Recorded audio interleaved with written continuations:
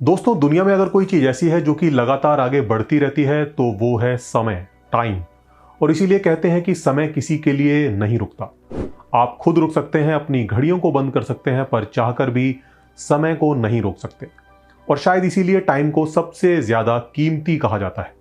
ये टाइम जिसे हम अपनी डेली लाइफ में रोज एक्सपीरियंस करते हैं, देखा जाए तो बड़ी रहस्यमयी चीज है। इस यूनिवर्स में मौजूद सभी चीजों में ये सबसे अलग है। मैटर, एनर्जी, स्पेस की तरह इसका कोई फिजिकल वजूद नहीं दिखता, पर फिर भी ये किसी भी चीज से ज्यादा सच है। अगर इस यूनिवर्स में कुछ भी ना हो, सिर्फ आप ही हो, तब भी आप कोई चीज जिसकी मौजूदगी से इनकार नहीं कर सकते, तो वो है टाइम। टाइम का वजूद हमारे लिए इतना नॉर्मल है कि हम इसके बारे में कभी सोचते ही नहीं। आखिर ये है क्या? दोस्तों, आज इस वीडियो में हम टाइम को साइंस के नजरिए से समझने की कोशिश करेंगे कि आखिर ये समय क्या है। What is time? तो कहीं जाइएगा मत, बने रहिए मेरे साथ इस वीडियो के अंत तक।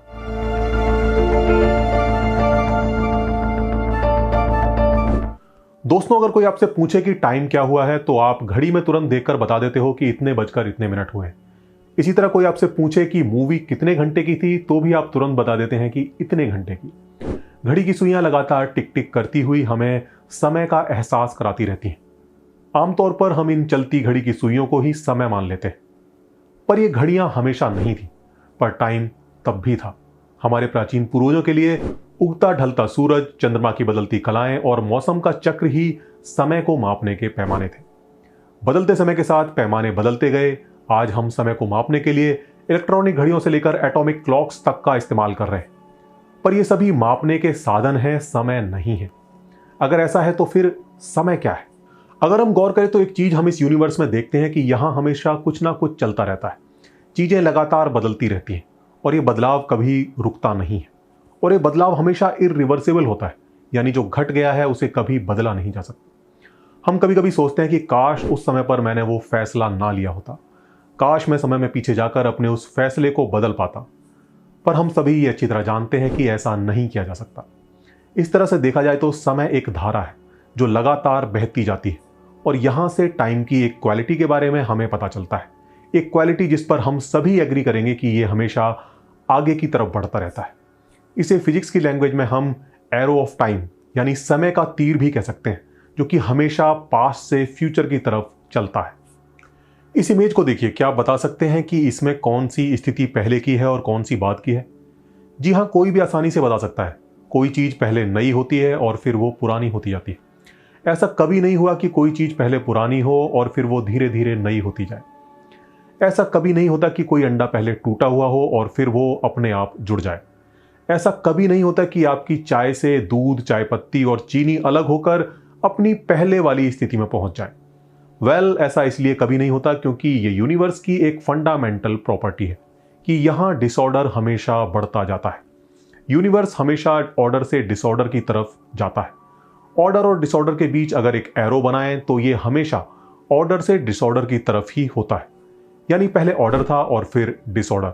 साइंस की लैंग्वेज में इस डिसऑर्डर को एंट्रोपी के नाम से जानते हैं, जो कि लगातार बढ़ती जाती है। यूनिवर्स की यही प्रॉपर्टी टाइम और उसकी डायरेक्शन को डिफाइन करती है। एक तरह से हम कह सकते हैं कि शायद यूनिवर्स में लगातार बढ़ती एंट्रोपी ही हमारे अंदर उस एहसास को जन्म देती है जिसे कि हम टाइम कहते हैं।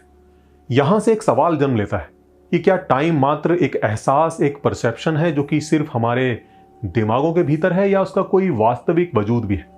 इज इट रियल और जस्ट एन इल्यूजन?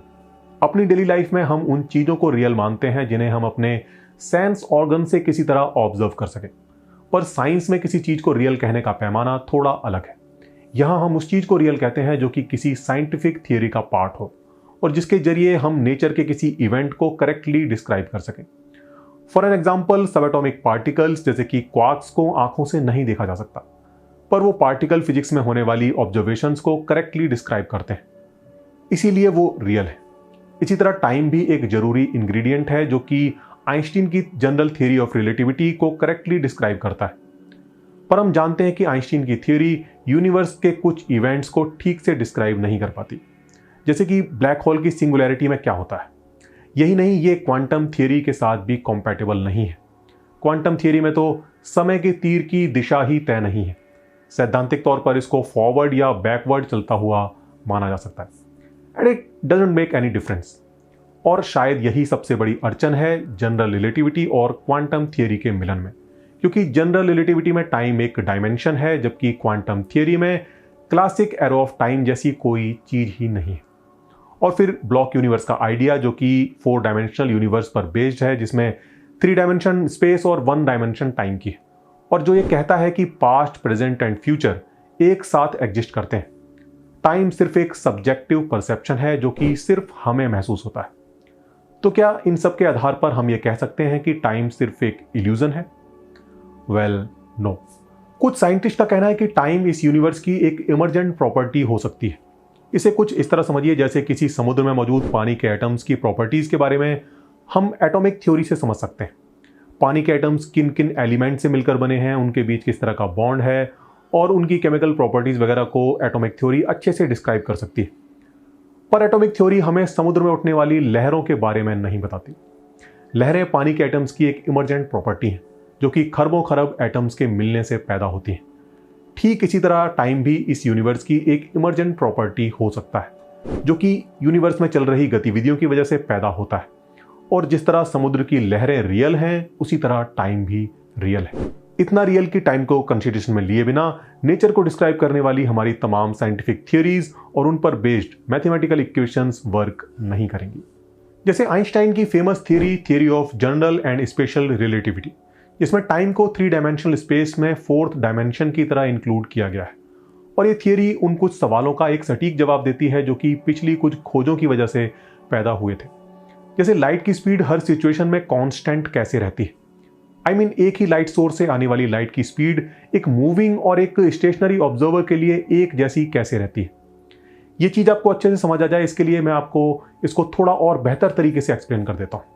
इमेजिन कीजिए कि एक कार जो कि 100 किलोमीटर पर आवर की स्पीड से चल रही है, एक पुलिस कार जो कि हाईवे के साइड में रुकी हुई है, अपनी स्पीड गन से उसकी स्पीड को मेजर करती है। तो स्पीड गन 100 की स्पीड ही दिखाती है। पर अगर पुलिस कार भी उस कार की डायरेक्शन में ही कुछ speed, let's say 40 kilometre per hour की स्पीड से चल रही है, तो क्या अब भी उसकी स्पीड गन इतनी ही स्पीड दिखाएगी? Well, no. क्योंकि पुलिस कार भी उसी डायरेक्शन में कुछ स्पीड से मूव कर रही है, तो ऐसे में उस कार की स्पीड में से पुलिस कार की स्पीड सब्सट्रैक्ट हो जाएगी। यानी अब इस सिचुएशन में स्पीड गन 60 की स्पीड शो करेगी, जो कि दोनों कार की रिलेटिव स्पीड है। और अगर पुलिस कार उस कार की अपोजिट डायरेक्शन में मूव कर रही हो, तो दोनों की स्पीड ऐड हो जाएगी और स्पीड होगी 140। ये सिंपल सा मैथ है जो कि मुझे लगता है कि आप सभी जानते होंगे। अब जरा यहां उस कार की जगह लाइट को रख दीजिए और इसी तरह दोनों सिचुएशन में लाइट की स्पीड को मेजर करने की कोशिश करें, तो क्या होगा? कॉमन सेंस कहता है कि यहां भी रिजल्ट सेम ही होना चाहिए। यानी अगर हम लाइट की डायरेक्शन में मूव कर रहे हैं तो स्पीड कम, और अगर लाइट की अपोजिट डायरेक्शन में मूव कर रहे हैं तो स्पीड ज्यादा आनी चाहिए। पर ऐसा होता नहीं है। दोनों ही सिचुएशन में स्पीड सेम ही आती है, और ये कोई थ्योरेटिकल बात नहीं है, बल्कि इसे एक्सपेरिमेंटली प्रूव किया जा चुका है। But how is this possible? Well, here comes the genius, the one and only Albert Einstein. इनका कहना था कि ऐसा इसलिए होता है क्योंकि लाइट की स्पीड को कंजर्व करने के लिए टाइम स्लो हो जाता है और साथ ही स्पेस भी कॉन्ट्रैक्ट कर जाता है। अब ये तो बड़ा कंफ्यूजन है। Okay, let me explain. Einstein का कहना था कि टाइम हर जगह एक जैसा नहीं बहता। मूविंग ऑब्जर्वर के लिए टाइम एक नॉन मूविंग ऑब्जर्वर की तुलना में धीमा चलता है, और इसीलिए स्पीड ऑफ लाइट की वैल्यू में कोई फर्क नहीं आता। इसे ऐसे समझिए, किसी चीज की स्पीड को नापने का फॉर्मूला क्या है? Distance divided by time. Light के केस में लगभग 3 लाख किलोमीटर इन 1 सेकेंड। अब 2 ऑब्जर्वर्स के बारे में सोचिए जो कि स्पीड ऑफ लाइट को मेजर करने की कोशिश कर रहे हैं, पर मोशन में होने की वजह से एक ऑब्जर्वर का टाइम दूसरे के कंपैरिजन में धीमा चल रहा है। यानी उसका 1 सेकंड दूसरे ऑब्जर्वर के 1 सेकंड से थोड़ा बड़ा है। सेकंड की ड्यूरेशन ज्यादा होने की वजह से लाइट बिना किसी प्रॉब्लम के 3 लाख किलोमीटर की डिस्टेंस को आराम से पूरा कर लेती है। किसी ऑब्जेक्ट की स्पीड जितनी ज्यादा होती है, उसका टाइम उसी अनुपात में धीमा होता जाता है, और इसीलिए लाइट की स्पीड हर सिचुएशन में कांस्टेंट ही आती है। यानी समय इस यूनिवर्स में अलग अलग जगहों पर अलग अलग स्पीड से फ्लो होता है, और आइंस्टाइन के अनुसार इस पर केवल मोशन का ही नहीं बल्कि ग्रेविटी का भी इफेक्ट पड़ता है। कहने का मतलब है किसी मैसिव बॉडी जैसे कि किसी मैसिव स्टार या ब्लैक होल के आसपास का समय कम मैसिव बॉडी जैसे कि अर्थ के कंपैरिजन में धीमा चलता है, और जिसकी वजह है कि मैसिव ऑब्जेक्ट स्पेस टाइम को कर्व कर देता है, और जिसकी वजह से टाइम वहां पर स्लो हो जाता है। आइंस्टाइन ने इस इफेक्ट को टाइम डायलेशन नाम दिया। आइंस्टाइन का दिया ये कॉन्सेप्ट इतना हैरतअंगेज था कि इस पर यकीन करना बेहद मुश्किल था। टाइम जैसे कि हम सोचते थे कि वो सभी के लिए एक जैसा ही बीतता है, वो अब वैसा नहीं रहा था। हाइपोथेटिकली धरती पर मौजूद एक इंसान और किसी स्पेसशिप में हाई स्पीड पर ट्रैवल कर रहे एक इंसान के समय में फर्क था। इस थियरी के मुताबिक धरती पर मौजूद इंसान स्पेसशिप में हाई स्पीड पर ट्रैवल कर रहे इंसान की तुलना में ज्यादा तेजी से बूढ़ा होता है, क्योंकि उसका टाइम कंपैरेटिवली फास्ट चलता है। यहां तक कि यह थियरी ये भी कहती है कि अगर कोई चीज लाइट की स्पीड से ट्रैवल करे तो समय उसके लिए रुक जाता है। यानी अगर ऐसे स्पेसशिप में कोई इंसान मौजूद हो तो धरती पर हजारों साल बीत जाएंगे, पर उसके लिए एक सेकंड भी नहीं बीतेगा। हालांकि ऐसा कर पाना प्रैक्टिकली पॉसिबल नहीं है, क्योंकि यूनिवर्स के नियम ही हमें ऐसा करने से रोकते हैं। लाइट की स्पीड पर अगर हम किसी स्पेसशिप को पहुंचाने की कोशिश करें तो उसका मास तेजी से बढ़ेगा और लाइट की स्पीड पर यह इन्फिनिट हो जाएगा, और इन्फिनिट मास को पुश करने के लिए इन्फिनिट एनर्जी की जरूरत पड़ेगी। और इसीलिए किसी भी मैसिव ऑब्जेक्ट के लिए लाइट की स्पीड को अचीव कर पाना पॉसिबल नहीं है। केवल मासलेस ऑब्जेक्ट्स जैसे कि फोटोन, ग्रेविटॉन ही लाइट की स्पीड पर चलते हैं। वेल, ये तो बात हुई थियरी की, पर क्या प्रैक्टिकली किसी एक्सपेरिमेंट में टाइम डायलेशन को ऑब्जर्व किया गया है? जी हाँ, किया गया है। 1971 में अमेरिका में एक एक्सपेरिमेंट किया गया था जिसे हम हेफल-कीटिंग एक्सपेरिमेंट के नाम से जानते हैं। इस एक्सपेरिमेंट में 3 एटॉमिक क्लॉक्स को सिंक किया गया और उसके बाद एक क्लॉक को लेकर एक प्लेन ईस्ट डायरेक्शन में और एक को लेकर दूसरा प्लेन वेस्ट डायरेक्शन में उड़ा। इन दोनों प्लेन्स ने दुनिया के 2-2 चक्कर लगाए और उसके बाद इन दोनों क्लॉक्स को धरती पर लैब में मौजूद एटॉमिक क्लॉक से मिलाया गया और पाया गया कि तीनों क्लॉक्स के टाइम में अंतर आ गया है, और यह अंतर उतना ही था जितना आइंस्टाइन की थ्योरी प्रिडिक्ट करती थी।